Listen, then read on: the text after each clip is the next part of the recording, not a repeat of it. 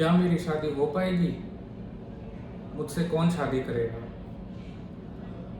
मेरे दोस्त और मेरे बंधु क्या मुझे सही से ट्रीट करेंगे? ये कुछ ऐसी समस्याएं हैं और ऐसे कुछ प्रश्न हैं जो ज़्यादातर पेशेंट विटिलिगो के मेरे से पूछते हैं। हेलो, मैं हूँ डॉक्टर अर्चित अग्रवाल, डर्मेटोलॉजिस्ट फरीदाबाद से। क्या है ये बीमारी? क्यों हमारी समाज में इसको इतना अछूत का दर्जा दिया गया है? और क्या ये ट्रीटेबल है? क्या ये एक दूसरे से फैलती है? और हम और आप क्या कर सकते हैं इसके बारे में? तो विटिलिगो एक ऑटो इम्यून कंडीशन है। ऑटो इम्यून कंडीशन का मतलब है कि जो भगवान ने हमारे को शरीर में इम्यूनिटी दी है, वो अपने अंदर ही रिएक्शन बना रही है जो कलर या पिगमेंट है हमारा, उसके अगेंस्ट में, मेलेनिन के अगेंस्ट में, और उसको डिस्ट्रॉय कर रही है, जिसकी वजह से ब्राउन पिगमेंट लॉस हो रहा है शरीर में और सफ़ेद धब्बे आ रहे हैं। वैसे तो इसके कई प्रकार होते हैं, लेकिन जो सबसे कॉमन है उसको बोलते हैं विटिलिगो वल्गैरिस, जिसके अंदर स्किन या फिर म्यूकोसा, मतलब कि अंदर का मुंह के अंदर या नाक के अंदर जो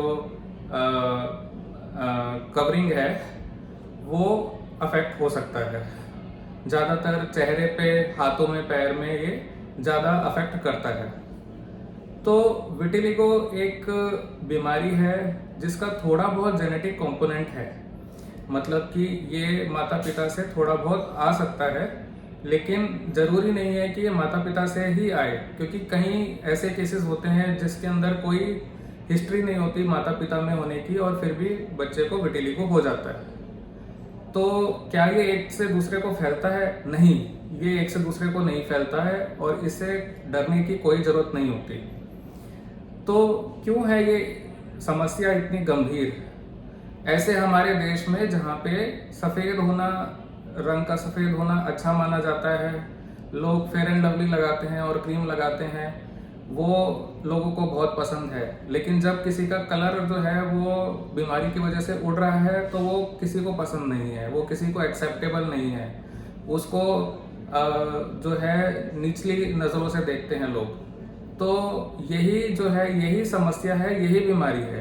असलियत में देखा जाए तो एक कलर का ही तो डिफरेंस है, और कलर ही जो है वो डिस्टर्ब हो गया है बंदे का, लेकिन उसको बीमारी बनाया हमारे समाज ने, उसको एक अलग तरीके से देख के।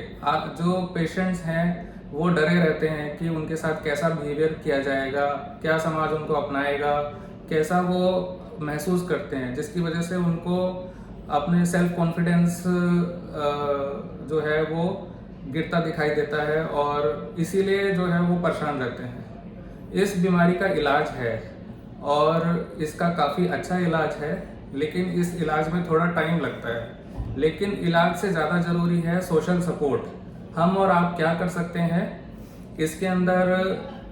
पेशेंट को सपोर्ट करना है, उसको समझाना है कि ये किसी के साथ भी हो सकता है, और ये जो है एक कॉमन सी चीज़ है जो कि खतरनाक नहीं है, जानलेवा नहीं है और ठीक हो सकती है।